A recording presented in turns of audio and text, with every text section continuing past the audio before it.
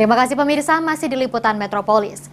Masih belum stabilnya harga serta stok pupuk yang masih kurang, masih menjadi kendala yang dihadapi oleh petani sawit di Indonesia, khususnya Sumatera Selatan. Oleh karenanya, agar petani sawit bisa sejahtera, petani sawit akan diberikan pembinaan secara khusus. Yang terhormat, beragam permasalahan dihadapi petani sawit saat ini, diantaranya yang cukup membuat petani sawit kesulitan, yaitu harga sawit yang masih belum stabil, serta ketersediaan pupuk yang terbatas sehingga petani sulit memperoleh.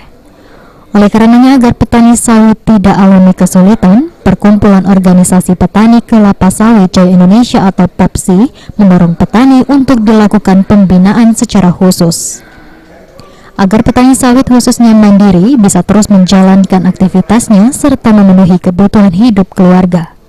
Lakukan pembinaan, pendampingan supaya bagaimana sih mereka ini bisa berkelanjutan kebunnya. Dan sebagian sudah kita lakukan.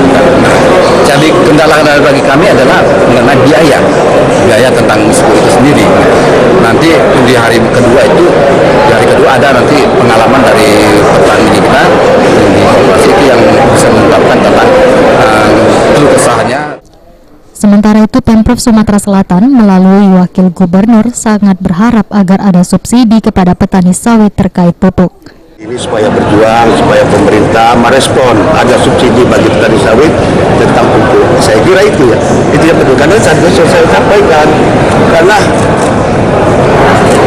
sawit ini kalau tanpa dipupuk, Bapak-Ibu sekalian, perkembangannya tidak bagus, buahnya ringan, itu juga akan merugikan.